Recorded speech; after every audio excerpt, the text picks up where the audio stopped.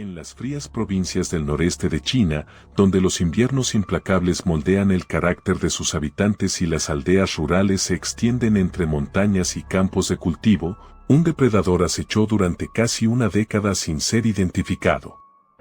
La provincia de Liaoning, conocida por su industria pesada y sus comunidades trabajadoras, se convirtió en el escenario de una serie de crímenes que las autoridades chinas clasificarían como uno de los casos más graves de su historia moderna. Los pueblos del condado de Quandian vivían sin saber que entre ellos caminaba un criminal cuya brutalidad desafiaría toda comprensión. Su nombre era Wang Qiang, pero las autoridades lo conocían como el supercriminal y, número 54, el número de su expediente criminal. Con 45 víctimas confirmadas y 10 agresiones adicionales entre 1995 y 2003, este criminal chino perpetró una oleada de violencia que incluyó robos, agresiones y actos que revelaban una perturbación psicológica extrema. Operando en la zona rural de Budayuan, en el condado de Quandian de la provincia de Liaoning, Wang Qiang aprovechó el aislamiento de las comunidades campesinas y las limitaciones del sistema policial rural para cometer sus crímenes durante 9 años antes de ser finalmente capturado. El 16 de enero de 1975, en Budayuan, un pequeño pueblo del condado de Quandian en la región autónoma manchú de Liaoning, China, nació Wang Qiang.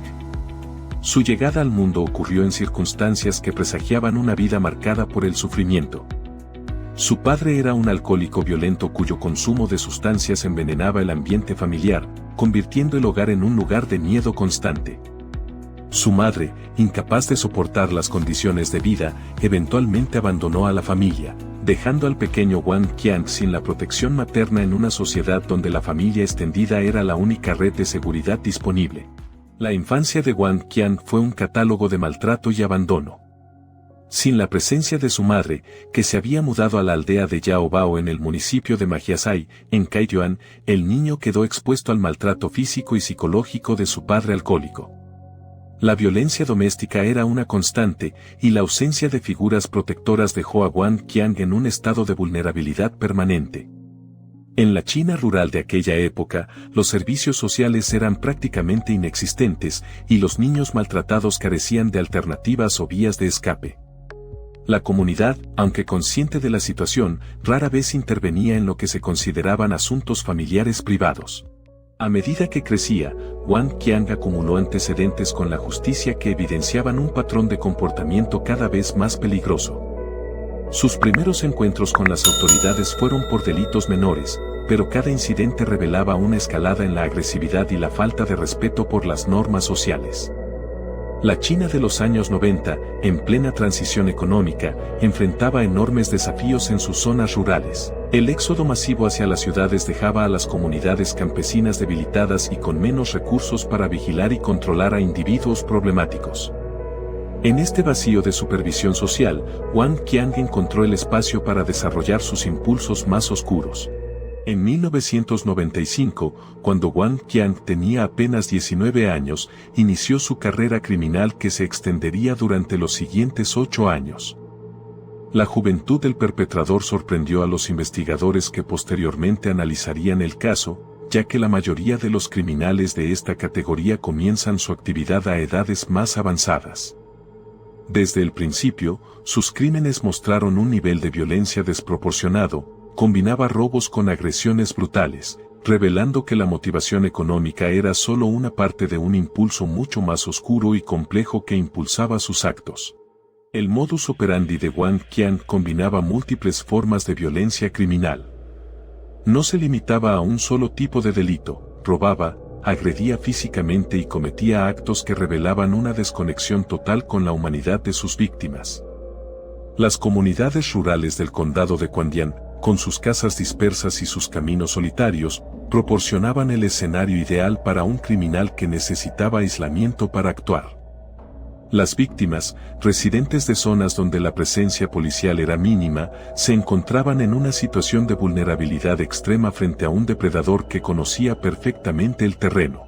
Con el paso de los años, la frecuencia y brutalidad de los crímenes se intensificaron.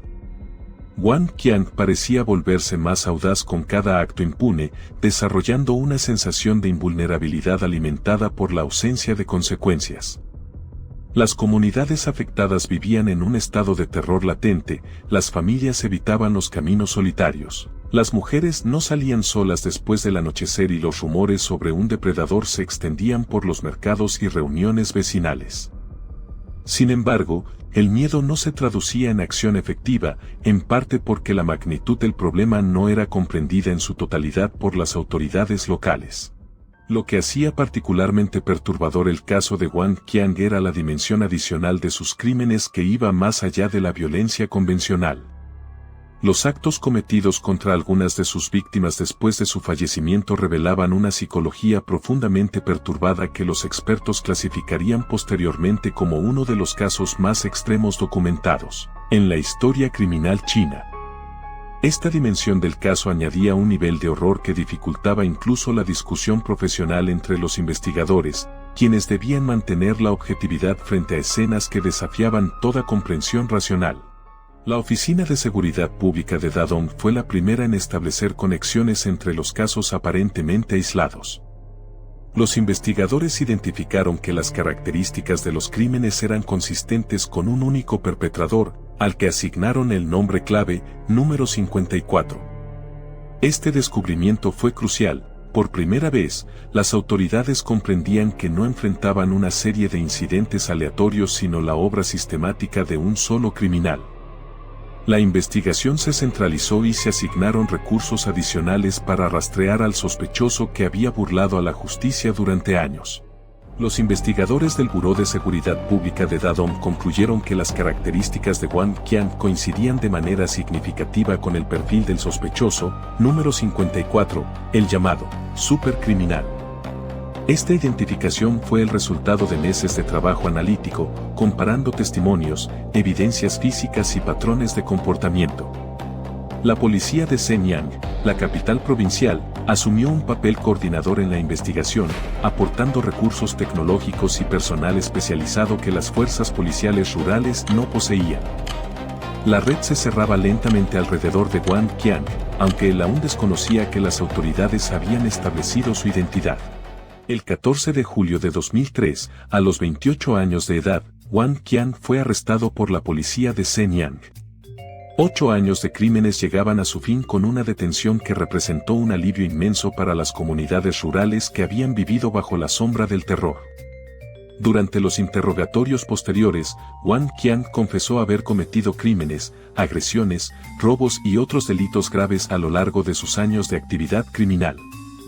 Sus confesiones proporcionaron a los investigadores un mapa completo de su actividad, revelando la verdadera magnitud de una campaña criminal que había sido aún más extensa de lo que las autoridades habían estimado inicialmente. El juicio contra Wang Qiang se celebró bajo la intensa atención de los medios chinos y la comunidad internacional. Las pruebas presentadas ante el tribunal fueron abrumadoras, confesiones detalladas, evidencia física vinculante y testimonios que dejaban poco espacio para la duda. El 23 de marzo de 2005, a los 30 años de edad, Wang Qiang fue declarado culpable y sentenciado a la pena capital mediante disparo. La sentencia fue recibida como un acto de justicia por las familias de las víctimas, quienes habían esperado años para ver al responsable de tanto sufrimiento enfrentar las consecuencias definitivas de sus actos. El 17 de noviembre de 2005, a los 30 años de edad, Wang Qiang fue ejecutado en China. La sentencia se cumplió mediante un disparo, el método estándar de ejecución en el sistema judicial chino de aquella época. Con su fallecimiento, se cerró uno de los capítulos más oscuros de la historia criminal de la provincia de Liaoning. Wang Qiang había vivido apenas 3 décadas, pero en ese breve lapso había causado un sufrimiento incalculable a 45 familias y había mantenido a comunidades enteras viviendo en un estado de terror permanente durante casi una década. El caso de Wang Qiang expuso las vulnerabilidades del sistema de seguridad pública en las zonas rurales de China.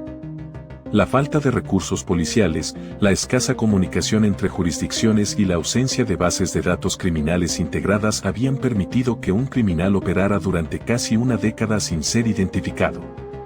Las autoridades chinas implementaron reformas significativas en los procedimientos de investigación rural, mejorando la coordinación entre las fuerzas de seguridad provinciales y locales.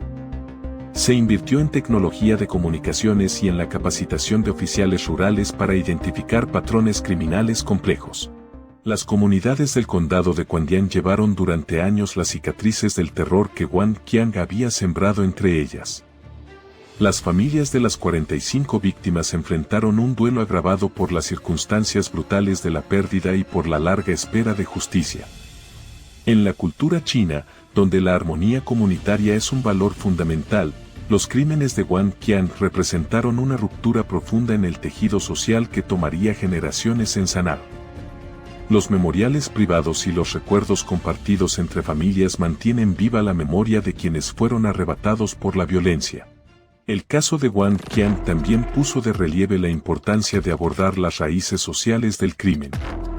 Su infancia marcada por el abandono materno y la violencia paterna creó las condiciones para el desarrollo de una personalidad profundamente dañada. Sin intervención social, sin apoyo psicológico y sin alternativas al ambiente destructivo de su hogar, Wang Qiang transitó de víctima infantil a victimario adulto.